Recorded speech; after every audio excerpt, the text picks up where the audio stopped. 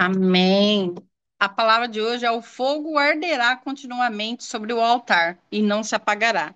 Está em Levítico, né, que fala sobre o holocausto. Depois a lei do holocausto.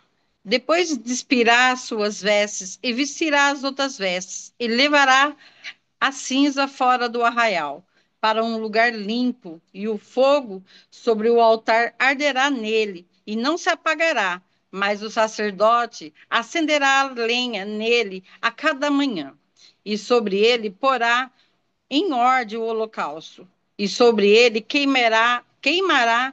árdua, queimará a gordura das ofertas pacíficas, e o fogo arderá continuamente sobre o altar e não se apagará.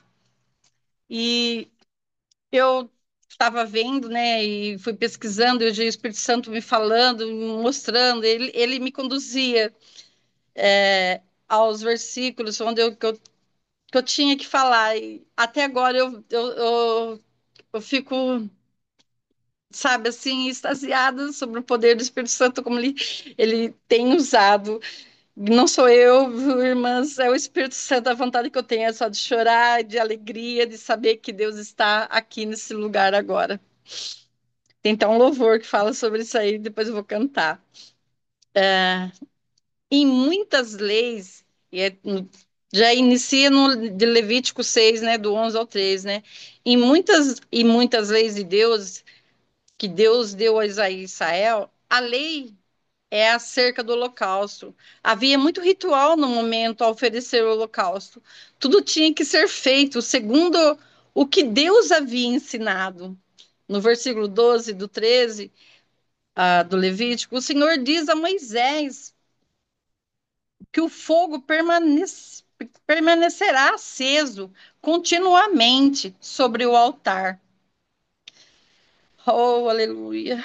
E o que a chama atenção, e que a chama o que mais chama a minha atenção do fato é que o sacrifício fosse apresentado de uma forma diferente daquela que Deus havia ordenado. O Senhor não aceitaria, não aceitava. Se não fosse perfeito aos olhos do Senhor, Deus não ia aceitar aquelas oferendas. Entendeu? Que antigamente, no povo de Moisés, né, da época de Moisés atravessando, então tinha que fazer sacrifício, né? Então, teve todo um jeito de se fazer o holocausto. E se não fizesse do jeito que Deus queria, ele não aceitava. E passando, eu fui olhar em Salmo, né, que fala também, e está escrito que o sacrifício agradável a Deus são os espíritos agradáveis a Deus são um espírito quebrantado, que Deus nos não um espírito que não esteja que não despreza um coração quebrantado, contrido. Isso é um coração reverente, voltado de Deus, era maior do que todos aqueles rituais. Todos aqueles rituais que no momento apresentavam o sacrifício possuíam uma simbologia. Hoje não. Precisamos oferecer sacrifício no Antigo Testamento, pois Cristo já fez o maior sacrifício ao morrer pelo perdão dos nossos pecados. No entanto, se formos atentar ao lado espiritual, aprendemos muitas coisas com a lei do holocausto. Note que no versículo 13 de Levítico, o Senhor ordena que o fogo permaneça acesa no altar. Para que isso aconteça, era necessário que todos os dias fossem removidas as cinzas do altar e que não faltasse lenha, porque o fogo não poderia se apagar, e se as cinzas ficassem lá, não teria como colocar mais lenha, né? Então tinha que ser retirado, limpado, trocado as vestes de novo para fazer tudo de novo, perfeito, como Deus pediu que tinha que ser feito, né?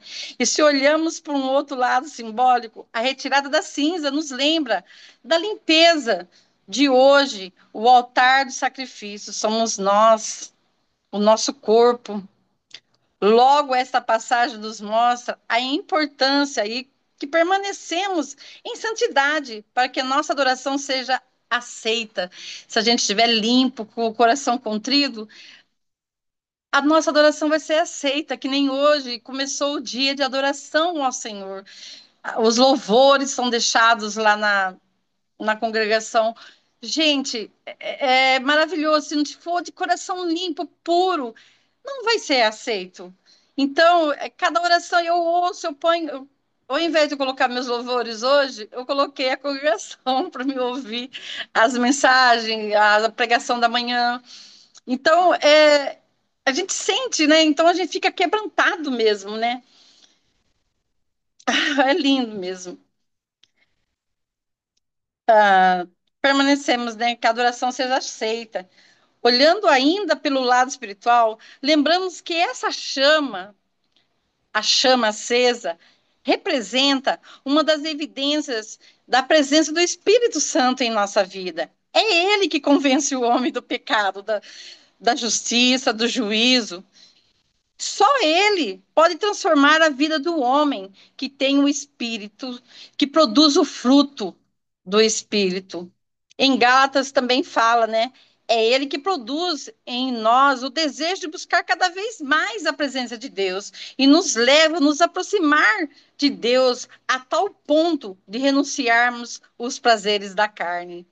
E é ele que também desperta em nós a paixão pelas coisas espirituais, o amor pela palavra de Deus, a vontade de estar nos atos do Senhor, o desejo de um verdadeiro adorador, independentemente da circunstância. Logo, o Espírito Santo é aquela chama que mantém-nos e mantém-nos vivos espiritualmente. Outra passagem que nos faz lembrar em Levítico, quando Jesus conta as parábolas das 10 virgens em Mateus, né? Que eu vi. Haviam 10 noivos esperando pelos cinco, esperando. 5 eram loucas, 5 eram prudentes, mas as prudentes tinham lamparinas acesas, uma vasilha com azeite de reservas. As loucas apenas tinham só as lamparinas acesas. Pouco antes da chegada do noivo, as lamparinas das loucas se apagaram. Como as das prudentes não quiseram dividir o azeite, as loucas saíram para comprar e estavam fora. E o noivo chegou e levou as prudentes para as bodas. Aqui fala que é nítido, né? Se a gente tem que estar sempre preparada para estar esperando o noivo, estar sempre pronta para receber, né, o noivo chegar e levar essa igreja, porque nós somos o templo do Espírito Santo, nós somos o templo dele, então nós somos a noiva. Então, que aqui fala muito, aquelas noivas, aquelas noivas representam a igreja. Vejam que Jesus estavam alertando a igreja sobre a importância de manter a chama espiritual acesa e ter o azeite de reserva. Sempre que leio assim, que eu vejo, que eu leio a Bíblia, sempre tô venho, vem sobre também, eu lembrei também que eu fui até em Mateus, acho que Mateus 25.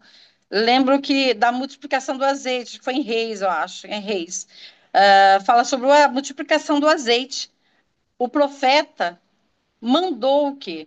Depois que a viúva recolhesse os vasos, fechasse a porta e, enchesse os vasos de azeite cheios e reservasse logo e ter o azeite de reserva. Quer dizer, é para ela reservar o azeite, para nunca faltar o azeite na casa dela. Quer dizer, o nosso azeite, que é o nosso espírito, está sempre com a chama acesa, né?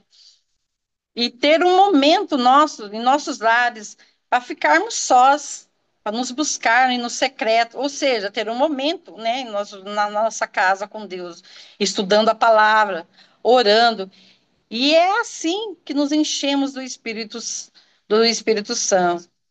Em uma outra passagem, Jesus nos diz: somos a luz do mundo, ou seja, a igreja deve fazer a diferença, deve ser o evangelho que muitos não leem.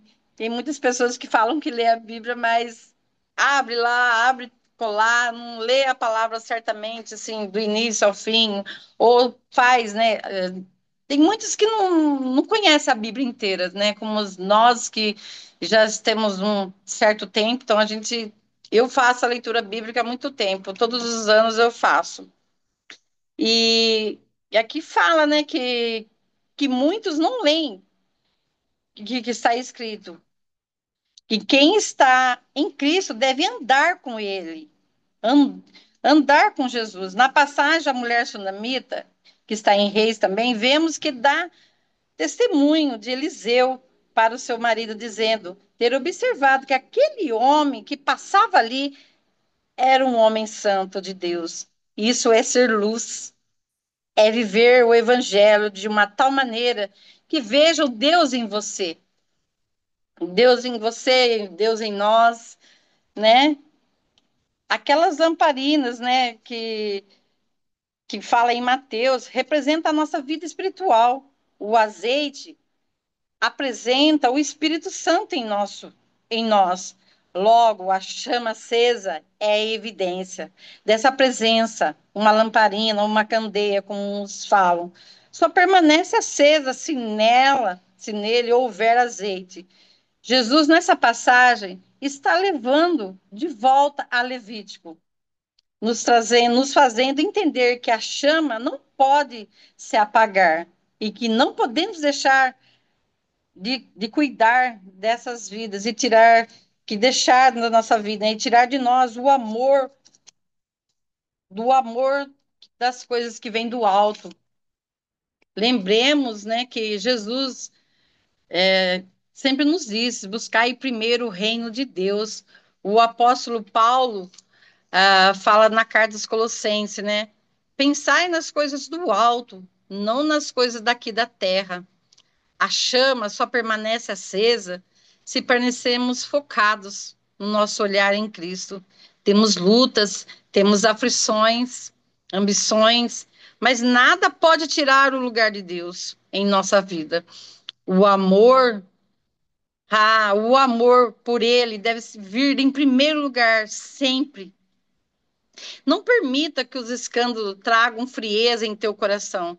Jesus disse que veriam escândalos. Todas as coisas que vimos acontecer atualmente são apenas cumprimento da palavra de Deus.